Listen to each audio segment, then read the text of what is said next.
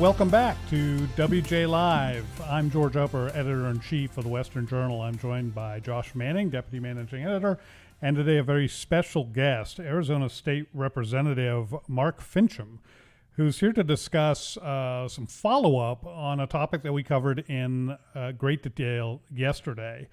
If you were with us yesterday, and hopefully you were, and if you weren't, you can go back and watch it on YouTube. We covered a memo that was written detailing the responsibility of state legislatures with regard to voter fraud and electors, choosing electors for the Electoral College. I want to, again, I'm not going to reiterate all of that. I covered that in great deal yesterday for about 20 minutes. I think we talked about it yesterday. I do want to, as sort of a lead into this, I do want to read one or two sentences from that memo that sort of the conclusion of that they reached in it. So I'm quoting here: "The question for each Arizona state legislator should be whether the vote counting system that is in place has generated an accurate re-election of the lawful voters of Arizona, or whether the system either is flawed or was hijacked to reach a predetermined result. If it is believed that there was systematic election fraud in Arizona, then allowing the state certification process to go forward unchecked would make the legislature complicit in the perpetration of a fraud upon the United States and its people." Now, Representative Finchem has written a legal theory brief addressing this specific issue for the Arizona legislature. Representative Finchem, thank you for joining us today. Can you tell us a little bit about that brief? My pleasure. Really smart guy wrote that. Yeah, smarter than me, that's for sure. Yeah. So under the U.S. Constitution, and this is the legal theory in part, under the U.S. Constitution, Article 2, Section 1, we have a very specific obligation, and it speaks to the legislature, not the governor, not the executive branch or any executive, so not the AG, not the Secretary of State, the governor. It also does not mention, not even a jot or tilde, the judiciary. It is very specific. And if one dives into the Federalist Papers, which I'm a legislative fellow in residence at U of A's law school, if you dive into the Federalist Papers, you see the original meaning, which is what Justice Scalia often talked about. Right. And that is that the legislatures did not trust a national government. They did not trust the national construct. In fact, that's evident because we had the Articles of Confederation and everything that before. So pursuing that, they put into the Constitution a very specific assignment of authority, plenary authority, of the legislature over the most important political decision at the national level that would affect the people. Remember, this is the only office in the land that is supposed to represent the interests of all people. The legislature, because we have so many legislative districts, I represent my constituents. Representative Cook, for example, represents his constituents. And we have these competing interests. One might be agricultural, one might be urban, one would be roads, one would be education. And through the sausage-making process, as they say, you come to the point where you determine what is it that benefits the most number of constituents and is the most responsible use of the resources that we have. Now, in this particular argument, the legislature, if it spots something that is outside of normal order meaning all of our state statutes are written such that we expect, we believe, we have confidence in the election will be a fair and impartial contest between two competing parties, or even three, Joe Jorgensen or whatever her name was for the Libertarian. Right. You know, you've got these fair and impartial elections. All of our statutes are written with the understanding that everyone shows grace, everyone shows respect to the process. It does not contemplate, not even a word, fraud in the system. That means that there are opportunities, I think, when the legislature is, you know, we can sit back and the argument's been made, hey, this was on autopilot and that's how it's always been. Right. Not true. 1876, when Rutherford B. Hayes and Tilden had their little spat, Right. we had three or four states that said that the election was so pervasively affected by fraud that they could not, in good conscience, award the electors. That was before we were a state. Yeah. So it appears that that is long settled law, that we don't have a contemporary remembrance of that. And it's like, hey, can we like go back and see what happened then? Okay, so if there was so much fraud, and of course there was a whole lot of dickering and negotiation about Reconstruction and all that at the time, that's not the point. The point is that the legislature said, we're going to intervene here. We are not going to award the electors to either candidate because we can't separate out the fraud from the legitimate. That appears to be what we have here today. And that's one of the reasons, interestingly enough, this was a project that I took on before the election, trying to figure out, okay, public policy wise, what are the things that we are going to see manifest themselves in the form of fraud? It could be electronic fraud, could be ballot stuffing, it could be fraudulent ballots, could be people voting twice, could be people receiving ballots, green card, for example, green card folks down in Cochise County. I've got one gal who's ready to sign an affidavit that during the primary, she received what appeared to be a permanent early voter list ballot. She questioned it and she said, well, I'm not a registered voter. I'm a green card holder, and I know that I'm not entitled to vote. Well, on the ballot, it said, if you have questions, call this 800 number. Because I know our ballot system so well, it instantly occurred to me, it's like, we don't have 800 numbers on our ballots. Right. She calls the number. So what did she get? Well, we think she got a counterfeit ballot. Yeah. But she calls the number, and she said, well, look, I'm not allowed to vote. Why did you send this to you? Oh, don't worry about it. Just destroy it and throw it away. They got caught. So I went to the Cochise County recorder, asked him to research the name. He said, she's not on our voting rolls. How is it she got a ballot? The only thing we can deduce from that is that there is a counterfeit attempt out there. Aside from sending absentee ballots to everybody in the free world and oversampling by some counties where they've sent more than one permanent early voter list ballot, that's a mouthful, to individual people. So we don't know if that, but that's the whole purpose of calling for a hearing. Right. We don't know, and in order for us to properly evaluate whether or not there's pervasive fraud in our system, as there has been shown in Michigan, Pennsylvania, Wisconsin, Georgia, we have to do an audit. I mean, if you think about it, hand count, as it is referred to in our statutes, is for a day when we still use buggy whips and saddles. Sure. The purpose of that was to count the ballots to see if you had a miscount, because you were what? Counting by hand. Sure. Okay, fast forward to now, we have a tabulation machine that is designed to go through ballots a lot faster. And it's not to calculate votes, which is hopefully that's how you move votes from one to another. Right. It's actually supposed to tabulate votes. Right. Okay? It shouldn't be doing any calculation at all. Right. Hello? So if we are going to rely on this notion of a hand count of ballots, all we're doing is recounting the fraudulent ballots. Sure. That's silly. That is not what the law contemplated or even was designed to do. Right. So now we have to look into the world of auditing the vote. And this is very different. Election fraud is very different than voter fraud. Voter fraud is that, you got for example, in the last election, you have the Black Panthers with baseball bats standing outside of polling places denying people access. By the way, Mr. Holder didn't look into that. Apparently it wasn't important to him. This is very different. Election fraud is the nullification of a legitimate vote by an illegitimate vote.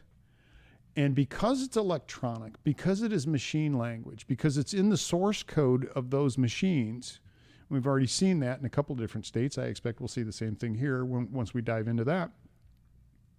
You're able to engage in the reassignment and the addition of vote ticks, if you will, because a vote is nothing more than a difference between a 0 and a 1 in machine language. You're able to see that on a massive scale. And I'm told with the folks who are going to be testifying at the hearing that we've called for this next Monday, they can pinpoint exactly when that happened. In fact, I don't want to get too far ahead of them, but you have machines that can count ballots only so fast. Curious question.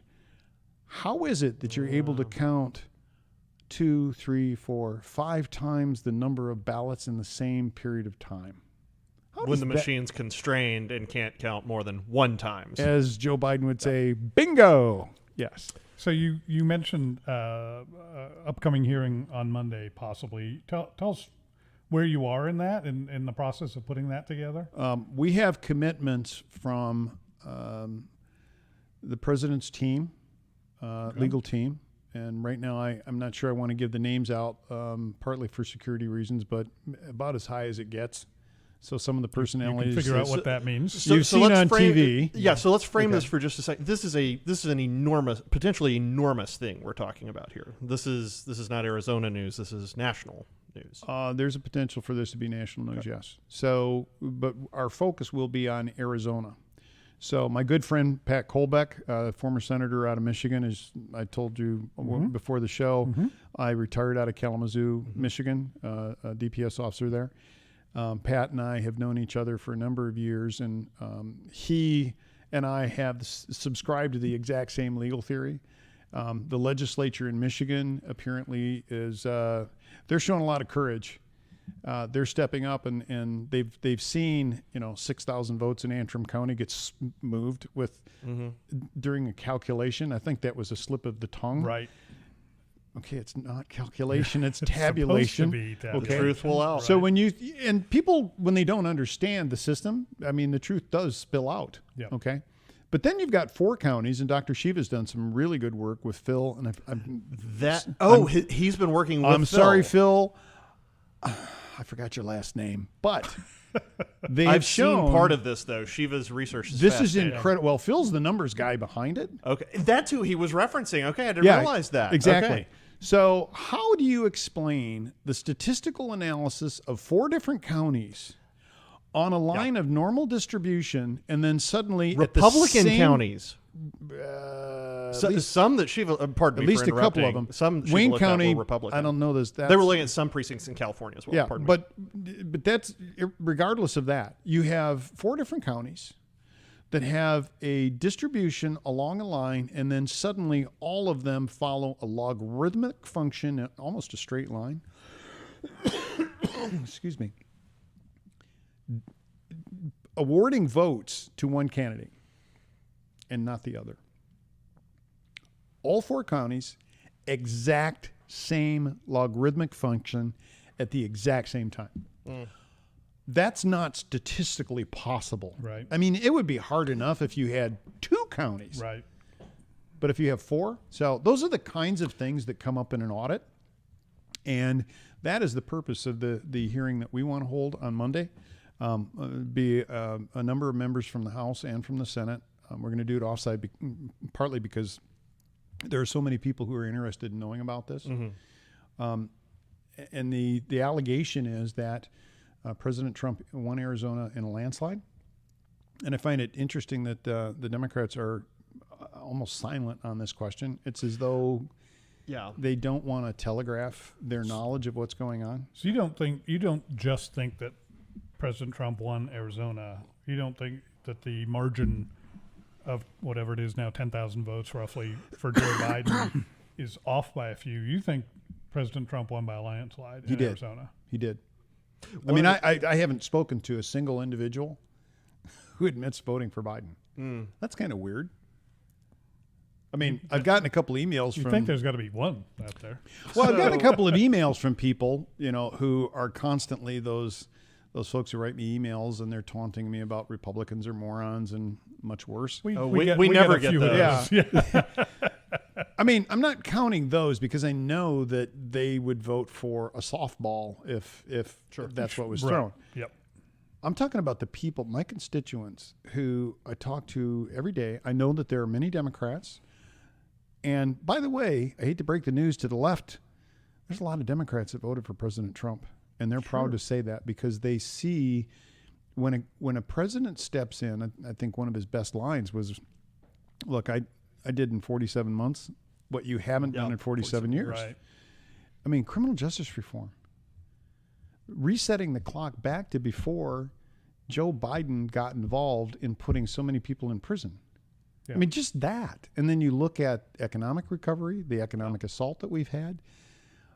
It's beyond me. And I think that many Democrats have expressed a certain angst in they also believe that the election was manipulated. So that's why I think that this legal theory is something that's so important, that the legislature is the only elected body that not only has a responsibility, we have a duty. Right. And when there is no black letter law that deals with fraud in a system that we assume to be honest, we are now in new territory where we are duty bound to protect the Constitution and, frankly, the office of president. If President Trump didn't win, he didn't win. Yeah, we agree. 100%. Sure. And while I don't look forward to 4 years of a Biden presidency, if Biden got the votes, then he should have he the presidency. Won. Yeah. But if there's fraud involved and it is pervasive enough, because I think with 6 different channels of fraud all converging into a single place, this tells me it's highly organized, very well funded. If that's what's afoot here, and we're able to show that 10,457 votes should have gone the other way, Mr. Trump won, and it doesn't matter if he won by a landslide. So 2 things very quickly. I saw a fascinating tweet before we came on the air. It's from Garrett Archer at ABC 15. Love that guy. He says there was a fault due to a faulty upload from Greenlee County. That gap, this is unofficial, that gap is closed from 10,377 votes to 4,202. Again, unofficial. One faulty upload. Again, unofficial. And that's not Be deserving clear. of an audit. And that's not deserving of an audit. The other thing is that's just interesting. The other thing you brought up, Dr. Sheevan, I watched some of his research, which was just fascinating. One of the things he noticed when they looked at some precincts in California was it appeared that the better Trump was doing, the more likely that downward sliding algorithmic slide, the more likely that was to show up, which was fascinating. Now, I think that's what they call the panic button. It may be. It may be. Now, I guess Sidney Powell accepted. Giuliani and others have talked a whole lot about truckloads of ballots being dropped off in these things and their affidavits about them.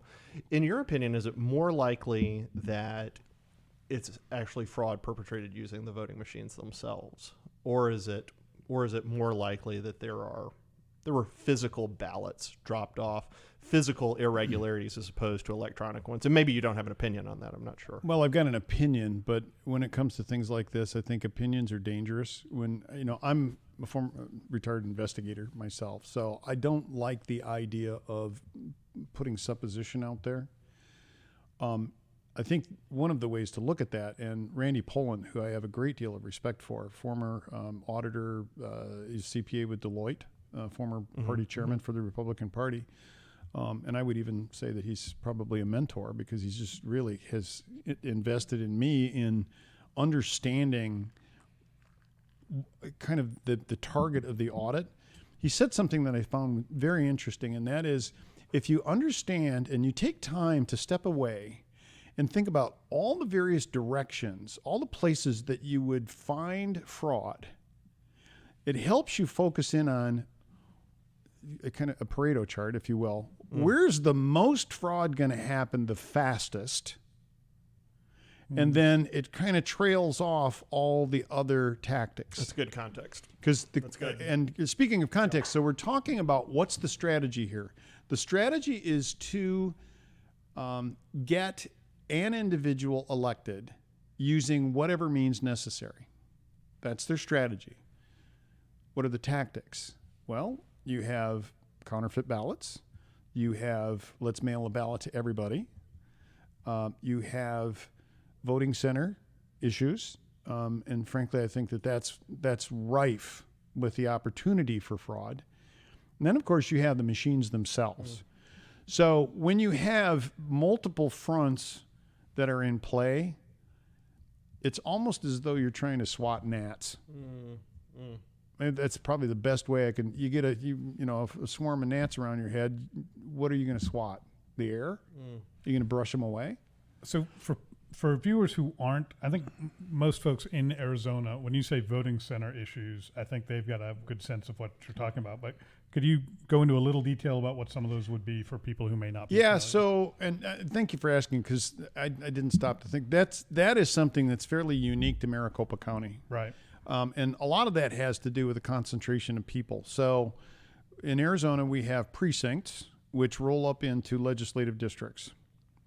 In Maricopa County, in order to be more efficient with the taxpayer dollars, they essentially brought precincts together that are fairly close. And what they would do is set a voting center so that everybody within a radius could come in, regardless of what precinct or legislative district they lived in. A convenience thing. It's a convenience thing. But I think that we have now learned that convenience is the enemy, of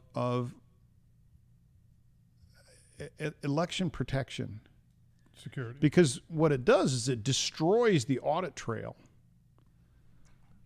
of people who are coming in that should have voted one place.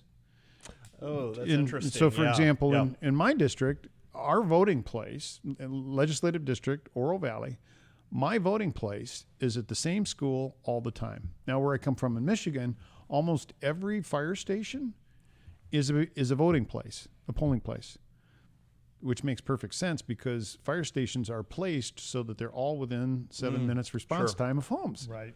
Okay, that makes a lot of sense. And it's pretty convenient. But the question becomes, with these voting centers, did the elections director create a legitimate audit trail so that you could go back and not just count ballots, but you could inspect the ballots and know whether or not they were pre-filled out? I mean, that's one of the things that they found in Michigan, where they're feeding ballots into a system that human hand has never touched, other than the person who's feeding them into the machine.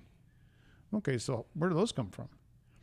And if you've got a voting center where you have people who are coming into this voting center, and then they turn around and they go to another voting center, one man, one vote, folks. It's not vote early, vote often. It's you vote and go away. And go home. Go home. Okay. And he's canceled out someone else's vote. He has denied going someone else's vote by going somewhere else. The number of times he goes denies that. And for people who are, and I really do believe that there is such a thing as Trump derangement syndrome, anybody who's willing to corrupt their soul and disenfranchise the legitimate human franchise of consent of the governed, right, by engaging in that kind of activity. I mean, we've got, and I don't think she wants me to use her name, but we've got an audit right now that's underway of 30,000 voters in Maricopa County, 90 or older.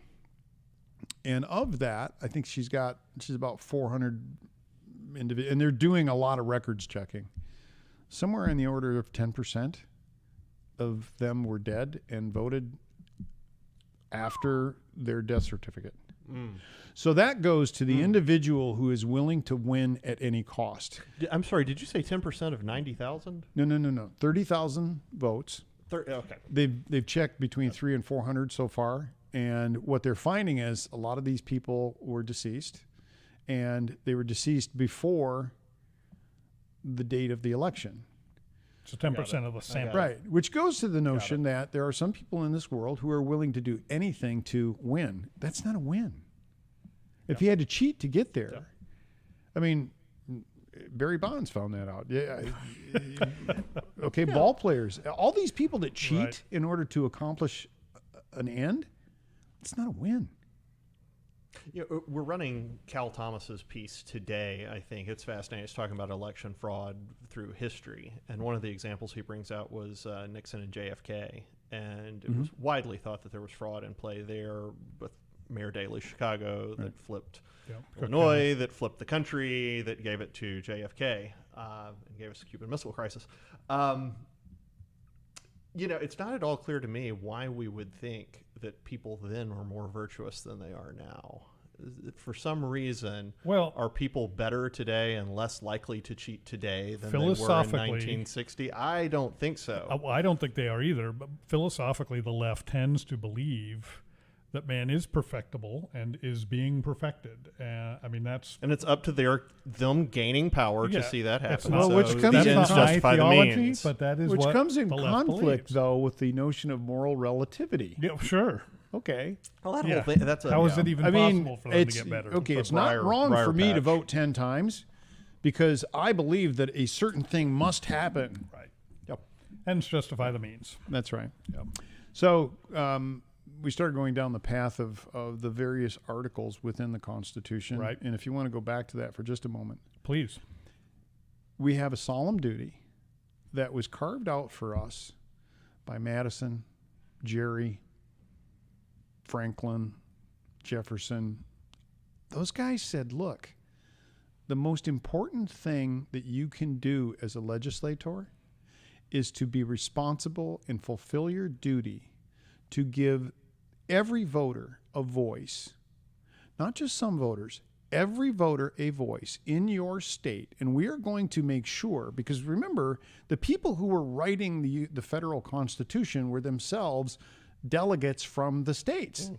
And it's like, okay, we are creating the shell of national government, but at the end of the day, the legislators are the ones who are most responsible for holding it accountable.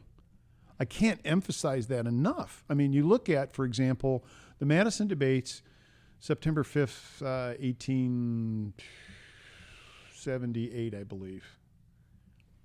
Elbridge Gerry is talking about the ability for the federal government to own land, for example, in the states. And he said, look, if we permit, and this is for forts, magazines, arsenals, dockyards, and other needful fill-in military buildings, okay? His concern was that if we allow the national government to own too much land in a state, the national government will come to a point where it can awe a state into submission. If you think about what he's talking about there, AWE, you will be in awe because it'll be, oh my God, you own so much of us. That's Nevada. So think about the context. Well, it's Arizona as well. I mean, we only have 13% of our land in private hands in this state. If you consider that, it's like, okay, the king has just told me what to do and how to live my life. Interesting that that's manifests itself now and today in modern life in some of the Western states, but that's a discussion for another day. Well, to your point that these rules were set up, the Constitution were set up by delegates from the states, representative of the states. I mean, that just reinforces the idea. We were talking earlier today about federal encroachment and just this overpowering, dare I say, deep state, the overpowering behemoth that is the federal government today. And delegates from the states would not have written the Constitution in such a way as to envision a federal government that was completely capable of overpowering the states that they were there to represent. I mean, on the face of it, that idea is kind of silly. You're spot on. So in Article 2, Section 1, does it say congressman? It doesn't say Congress. It says legislators. Right. That is a very small club, if you want to. In Arizona, we have 90 of those. 60 in the House, 30 in the Senate.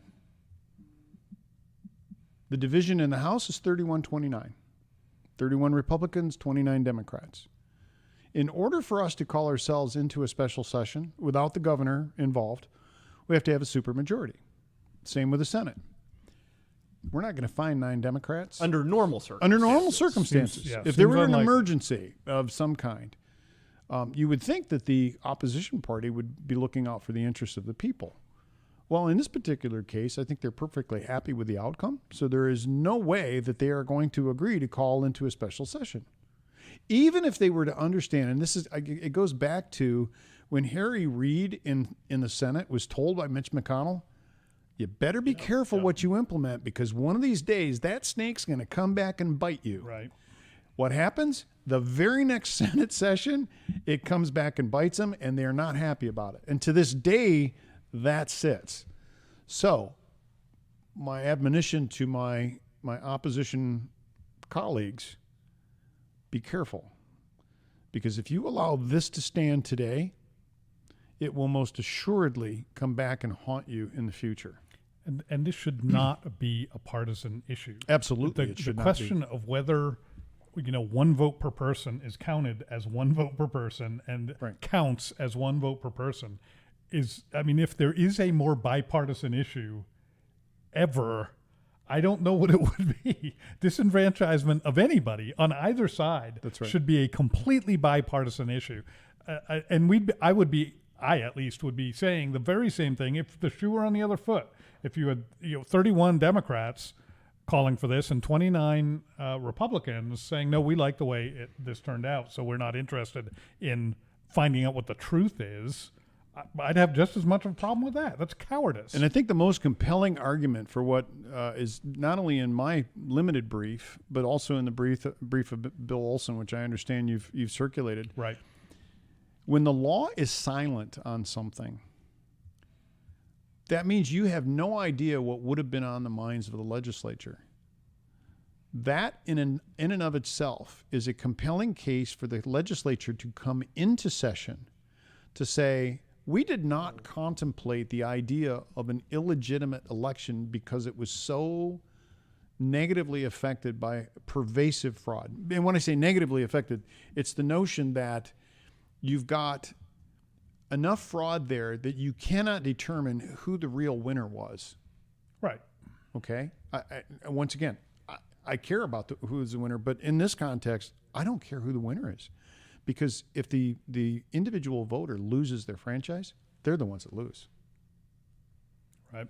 So, Excuse me. I'd like to ask you two hopefully quick questions here, but you spend as much time as you'd like on them. First off, what do you suspect the outcome of Monday will be? Or if you had maybe said otherwise, if you had your druthers, what would the outcome of Monday be? And second, let's say you get a battlefield promotion to Secretary of State. How do we fix this? Let me take the first one. Okay. Let me take the second question first. I'm not sure that would be a battlefield promotion. Yeah, it would be a battlefield. I think that It would part certainly would be a right. battlefield. At this point, I'm in the legislative branch and not the executive branch. And, while that may be something that is to contemplate in the future, right now, I'm not put enough due diligence into that. And that's something my wife and I certainly would pray over. What a great answer. But Yeah. the vast majority of people, I think, would impose their opinion, their spur of the moment opinion when asked that question. What a great response. Well, thank you. But I think that because I'm in the public policy world, that asks of each and every one of us to step back and think about what are the consequences, because there's always an unintended consequence to everything you do. What are the consequences that you might see with this particular thing? And if you go a different direction, how does that change that? We were intended to be a deliberative, contemplative body, not one engaged in rash and immediate decisions, to investigate things, to take evidence, to listen to testimony, to have constituents come to us.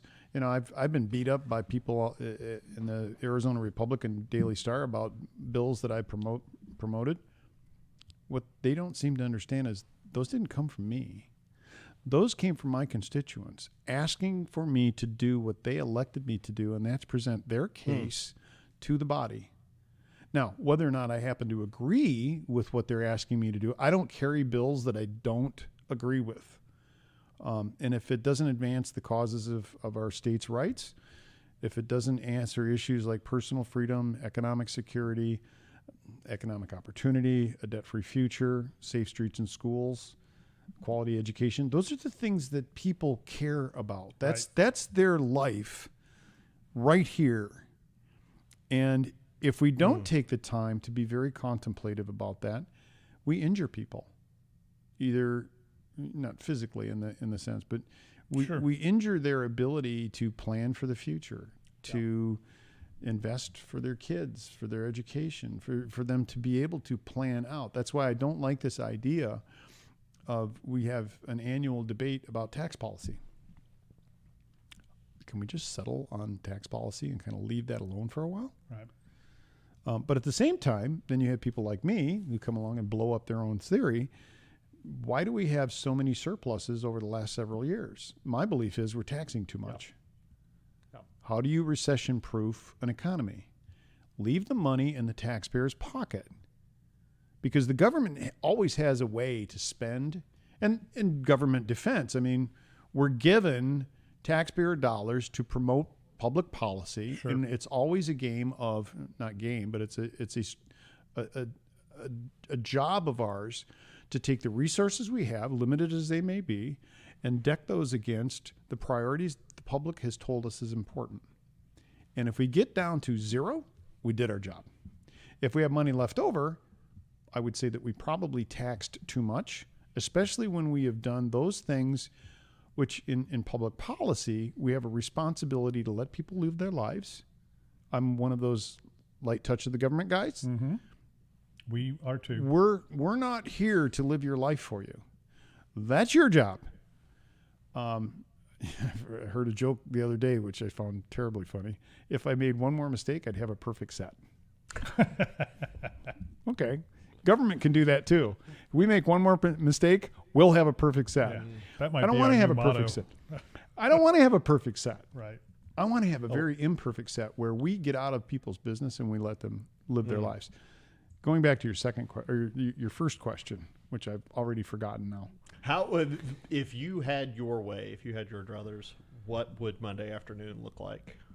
Oh, the hearing? Or maybe Tuesday morning. After the hearing. Yes. After the hearing. I think that the objective of the hearing is to do nothing more than to take evidence and testimony and to prepare for what many would describe as a legislative finding. What I don't want to do is preempt the legislature en banc, the whole legislature, from having the opportunity to generate its own legislative finding. Or are they going to do that? So, well, the output, if you will, of the hearing that we plan to have is for the evidence and testimony to be brought forward and for us to have the opportunity in a very public way to hear it, to ask questions about it, to examine it if there are physical presentations, to explore, for example, with Senator Colbeck. I'd like to know, as a legislator, from one in this club to one in that club, what was your experience? What did you see? Where should we be looking, as in Maricopa County? Where would you, Pat Colbeck, look if you came from Michigan into our county and were looking for similar things? Okay?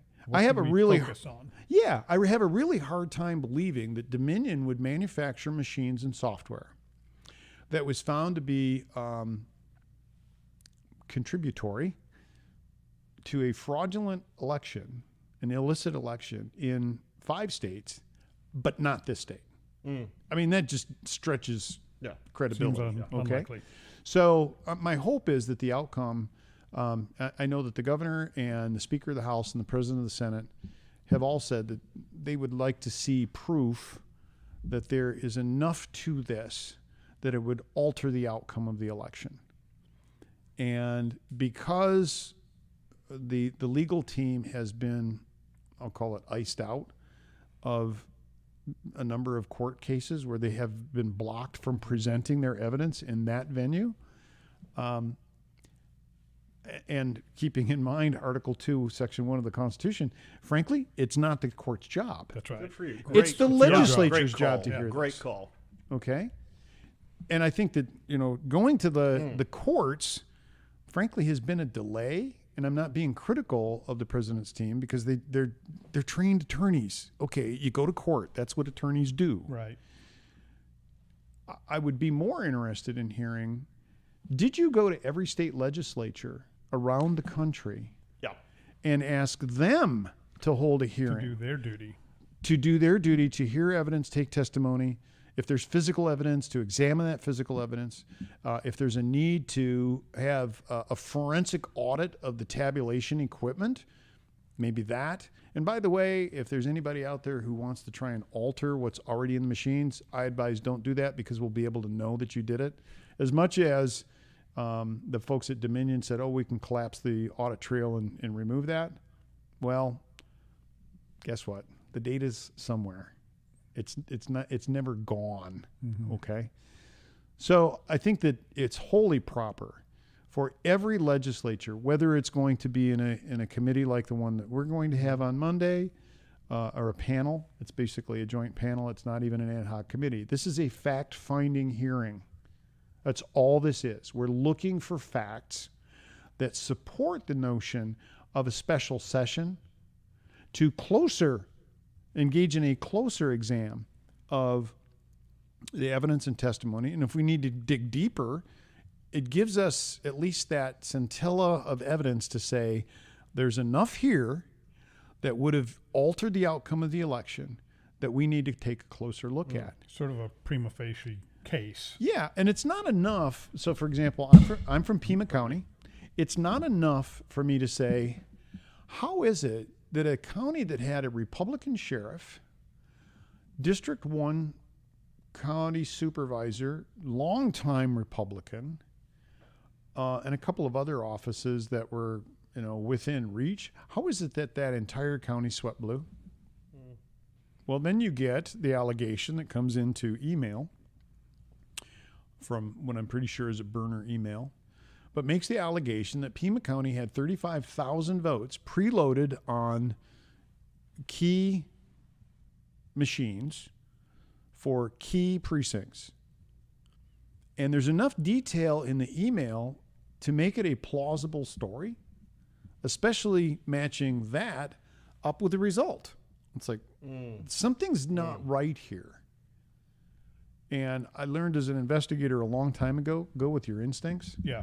If you think that there's something around that corner that you probably ought to protect yourself against, there's a reason your hair stands up on the back of your neck. It's not proof that something happened, but it is a sure indicator that you should look. That's that thing called reasonable suspicion. Right. Right. Yeah. Which is actually a term of art in the court. Right. So I think that just to take another run at your first question, I think it is the responsibility not of the courts, but of the legislatures under the federal Constitution to examine whether or not a fraud has been committed. I mean, the argument that Arizona has a whole bunch of laws that deal with AutoPilot of our elections, okay, when you don't suspect anything is wrong, there's no reason for that to not run its course. Yeah. I mean, the whole idea was to make this an expeditious process because why? We trusted people. We believed in the process. It's America. Right. Exactly. I mean, my parents taught me be nice to people. Right. Don't throw firebombs. Don't shoot people. Don't do those kinds of things. So even in Detroit, your parents taught you that? Even in Michigan? How did you know my mom was from Denby and my dad was from Hazel Park? Yeah. We do our homework here. You'd be WJ Live. Terrible Antifa member. Yeah, I probably wouldn't go too far in that organization. But I think the key piece is that the legislature is not tethered to state statutes that interfere with their fulfillment of the duty in the federal Constitution. It takes supremacy. It is the supreme law of the land. It is. Article 6, paragraph 2. It is the supreme law of the land. And if that means that you have put statutes into place for AutoPilot, calls into question whether or not those are even constitutional. Right. I'm not going to go there for right now. I will simply say that to fulfill our federal duty, if we are tethered to a state constitution that prohibits us from acting, that piece, that tether is unconstitutional. Yeah. So we need to wrap this up. We've gone a little long, which is great. I wouldn't have cut this short Sorry. for the world. No, No, great, not at all. absolutely fantastic conversation. I do want to ask you, though, before I've got a program note to give and a couple of other little notes.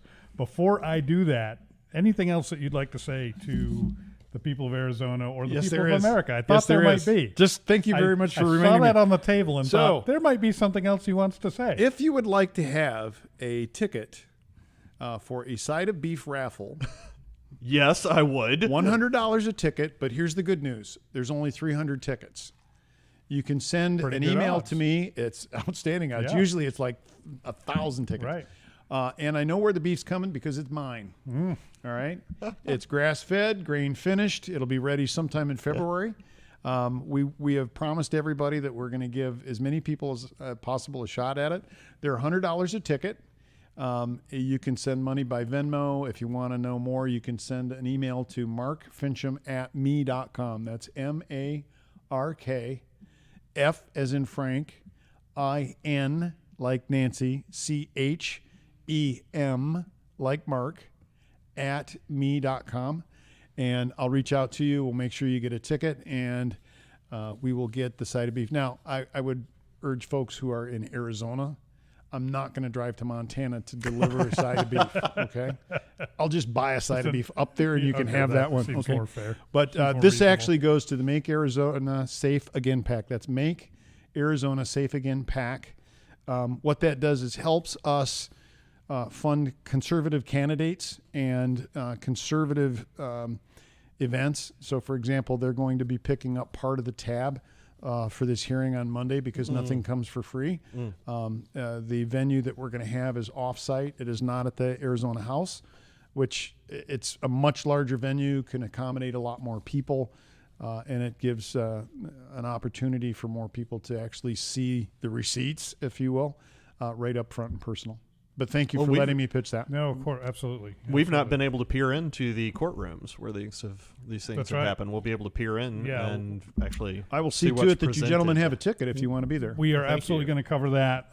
That is a promise. Western Journal will cover that hearing and bring you the latest updates on that as they develop.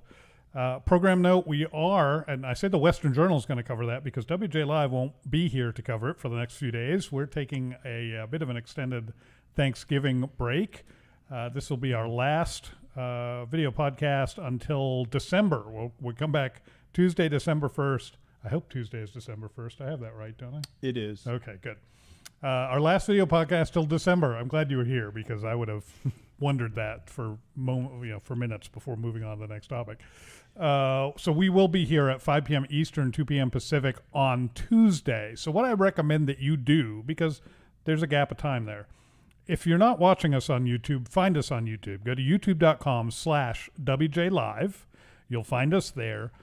Click the subscribe button there, and then click the bell that is right next to it. That will make sure that you get alerted the next time we publish a new episode. And I promise you, we will be covering more of this on WJ Live. We just won't be doing it until Tuesday.